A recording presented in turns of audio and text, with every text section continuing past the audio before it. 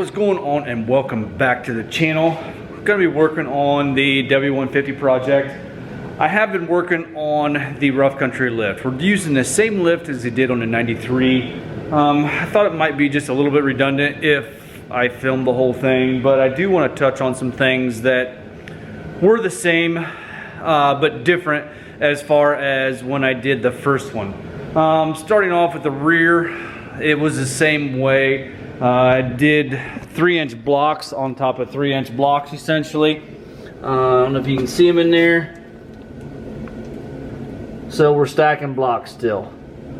I did put it on my TikTok as far as, you know, it wouldn't be that much money for rough country to just go ahead, eliminate the one block, make one big block in there, and do away with that kind of moving point in there. I know everything's captured within the U-joints, but I still don't like that as far as I'm concerned. I don't like that at all. So they're making them. It's all stamped steel. It's all, you know, 1 inch, or I'm sorry, 3 by quarter, I think is what it is. 2 by quarter is what they make the blocks out of. As they're making those, they could go ahead and just do away with that factory block, make one big block, and, you know, be done with it.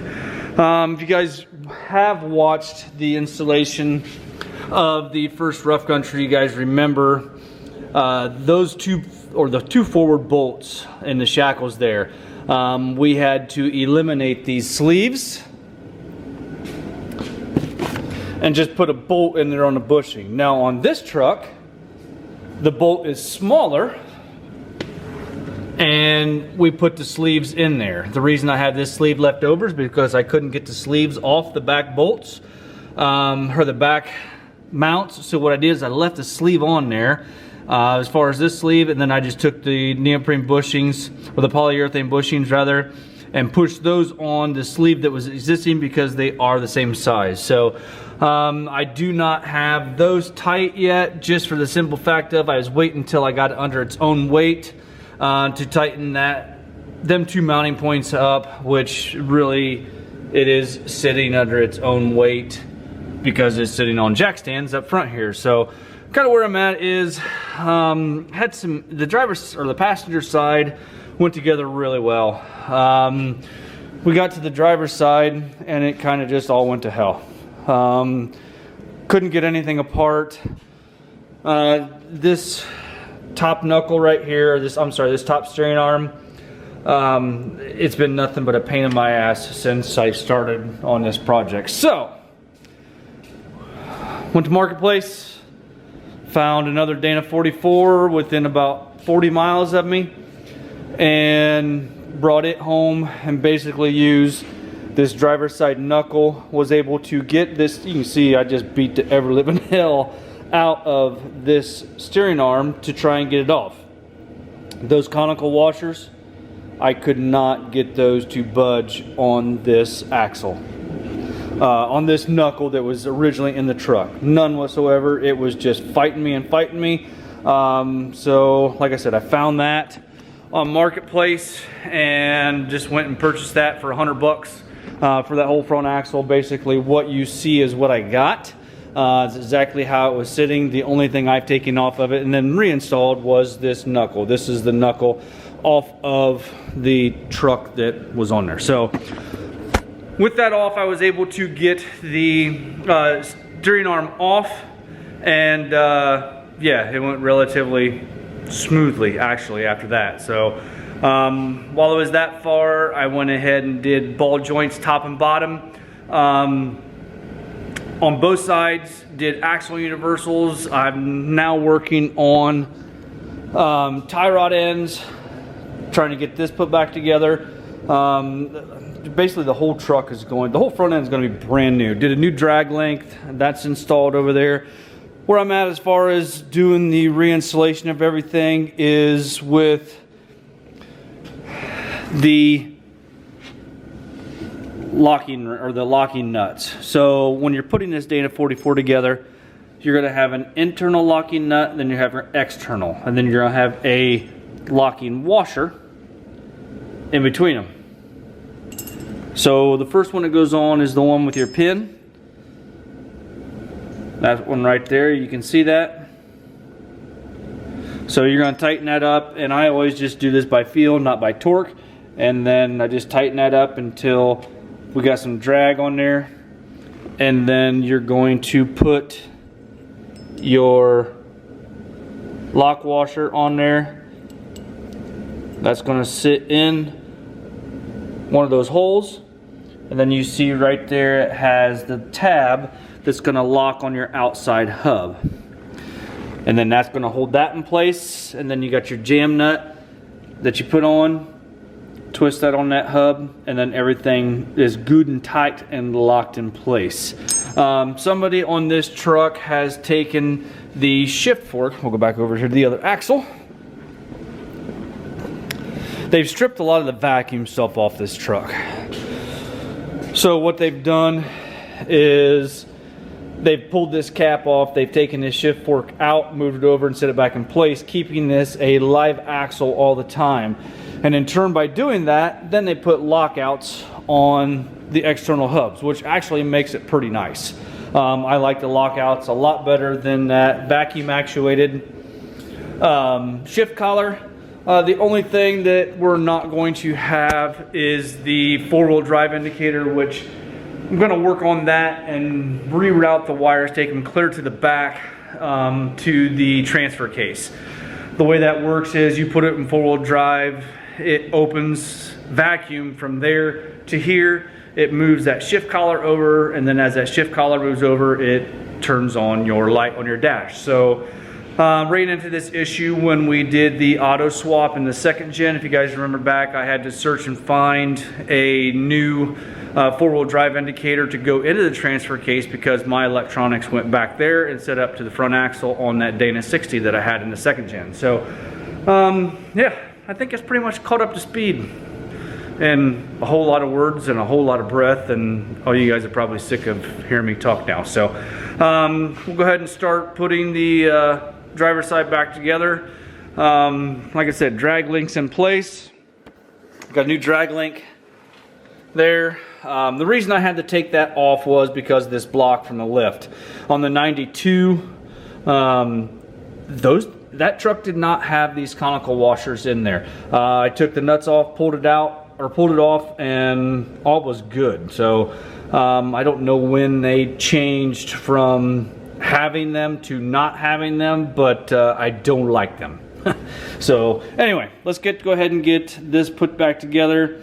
Start working on the tie rod, put the end links in those, and then the front end will be almost buttoned up. I just need to do some scraping, some cleaning, some sanding, paint this hub like I did on the other side because we can't run the center caps on his wheels. And yeah, we need to get this thing back down on his tires. All right, like I said, this one will go on first. Make sure that tab, you can see right there, is out.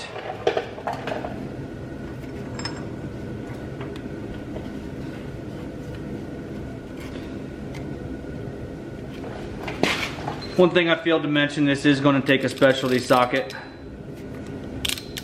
You can pick these up at any of your auto pot stores. And it's going to be type specific for whatever axle you might have.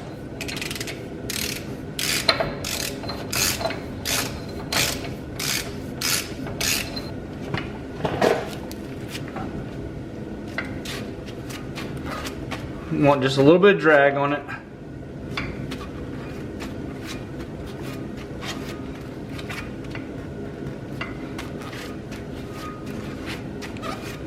Feels pretty good there. You grab your locking washer and put it on.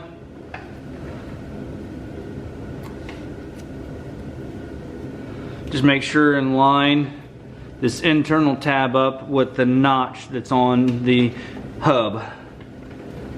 And I'll show you that on the other axle here if I remember. And you take your jam nut and put it on.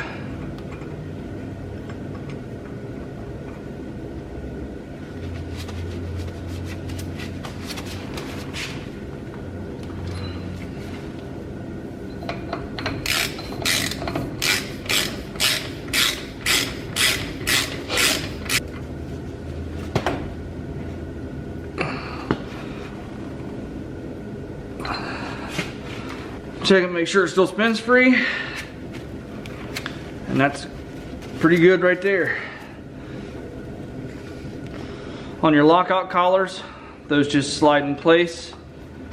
Line it up with the spline on your brake hub and also the spline on the axle.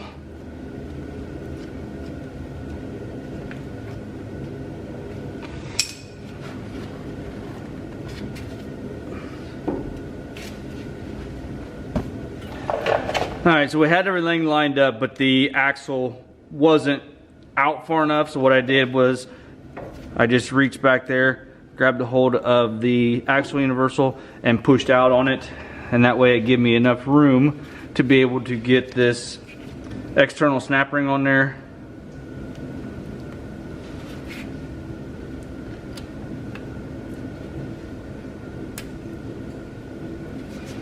That one's in place. And then you have this retaining ring right here.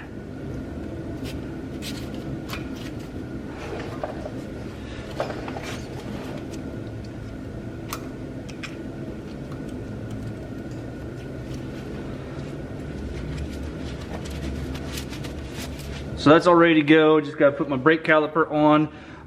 Want to get this sanded up, cleaned up. Want to clean that up, get that sanded up, take this O-ring off of there. Clean everything up, and then assemble everything and paint it black. I did measure it before I took everything together into the clipped on to the center of the greaser. I had 56.5 shy, so we're going to go ahead and thread this one in.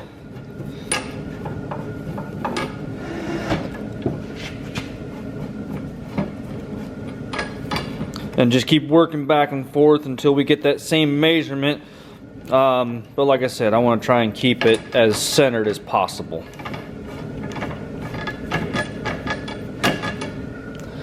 Alright, I got my dimension that I was wanting to do. That's 56.5 shy.